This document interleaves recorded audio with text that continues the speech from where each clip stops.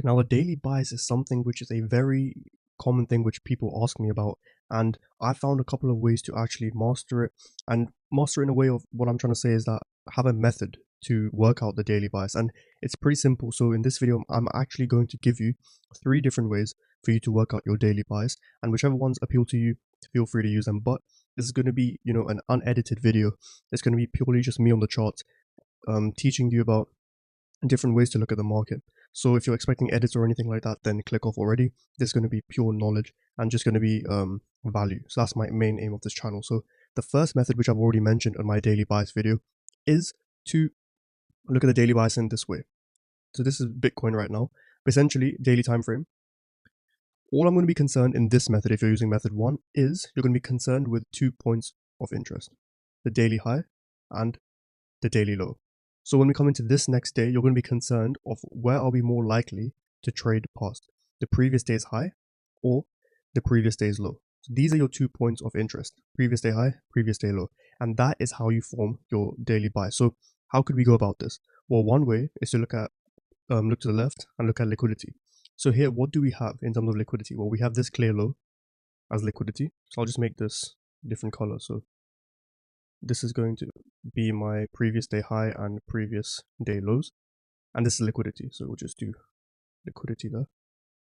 So liquidity right there. It's going to be a dollar sign. There, perfect. So there's liquidity right there, swing low. And plus this swing low caused many breaks of structure and changes of character. So that is a strong swing low. So there'll be a lot of liquidity there, right? That's one area of liquidity. Second is here. This is a strong area as well because it caused many breaks of structure. So we can target this area of liquidity as well. So we'll just do this. We have this area of liquidity. So when we're coming down with so much momentum, so look at the candles as well, right? Because candles tell a lot of the story. When we're coming down with so much momentum, where are we more likely to go? Well, what I'm seeing, just looking at pure price action for, like, let's say around here, is we're pretty bearish.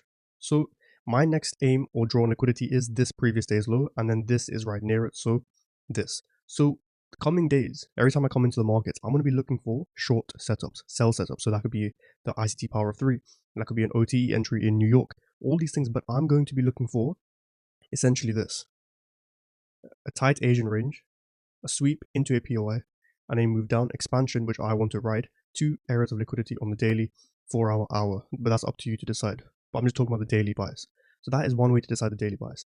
Where are we more likely to go, the previous day high or previous day low? But how do we actually look at this? So we have previous day high, previous day low, which I'm guessing you've already understood. That's pretty easy. But we also want to see breaks of structure.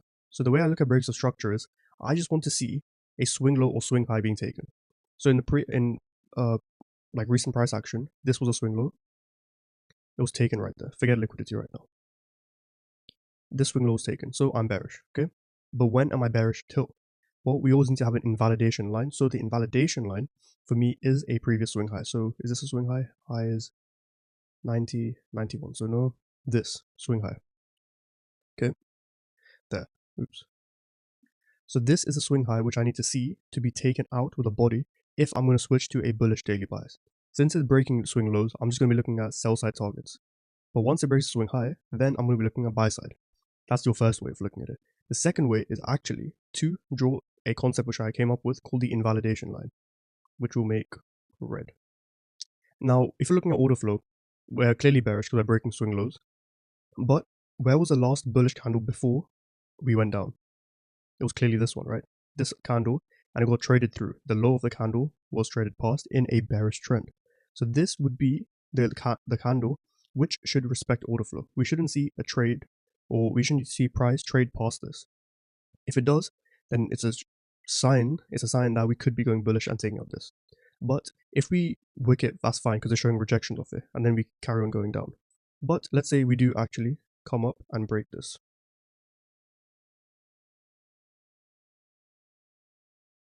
Like so. If we do break it, then this is what ICT taught me.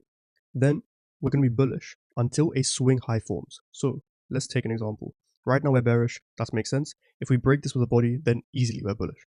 But if we do this, close above it, then I'm going to be looking for buy setups. Next day comes, let's say it does this, buy setups, fine. Next day, okay, cool, buy setups, right? But let's say this day does something like this.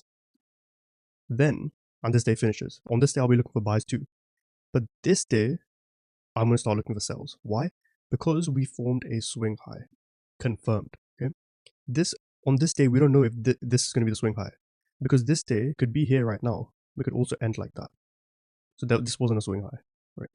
Swing high, we need a low high and a low high to the right. And same with swing low, a high, low to the right and left. So this day I'll be looking for sells. But if it ends up taking the swing high and it keeps going up, then we're bullish anyway. So that is one way to look at the daily bias. That's step one, which is to pretty much just look at recent price action on the daily chart, see are we breaking swing lows, mark out an invalidation line, and mark out your recent swing points to see where your bias gets invalidated and where you want to see your bias change completely. That's method one. So watch this as many times as you want, but this is method one of calculating the daily bias. Method two is pretty much just looking at overall market structure. So pretty much if we're in an uptrend or if we're in a downtrend. And then if we, if we're switching uptrend, breaking structure, things like that. Also, things like, have we reached an EQ level, or are we, have we reached EQ? No. Are we keep going down? Okay, then keep extending it until we do eventually reach the EQ and then go down. So these are the concepts you would need for the second method of calculating a daily bias. Essentially, in face value, we're just trying to see where is the daily candle more likely to go. That's pretty much it. So on this daily chart, what can we see? Well, this is what I can see. We're coming up, pulling back, coming up, pulling back, coming up, going up there, pulling back, and we haven't really broken this. Then we came down all the way there, messed us up. So pretty much recent price action is this, broken this, so we're bearish, come up to EQ again, and now we're going down. And you can use your fib tools to measure this. So as you can see, it's coming to the OTE entry. All of our targets have been hit, and now it's probably potentially going down to this weak swing high, swing low, because this never did anything. It didn't break the swing high, right? That's one way of looking at it. And that's pretty much the second way of calculating your daily bias. Pretty much looking at the daily chart and utilizing market structure and Fibonacci, EQ, all of these things.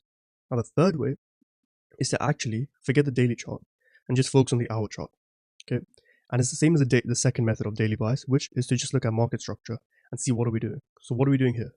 Swing high, swing low, swing high, swing low. Okay, so get a Fibonacci out, mark it like so, right there, and you're pretty much going to be looking to buy below here and sell above here in areas of supply, supply imbalances, order blocks, things like that, right? And we looking to sell there and then target weak swing lows. Then what do we do again? We go pull back all the way there from here, pull back there, then go down, right?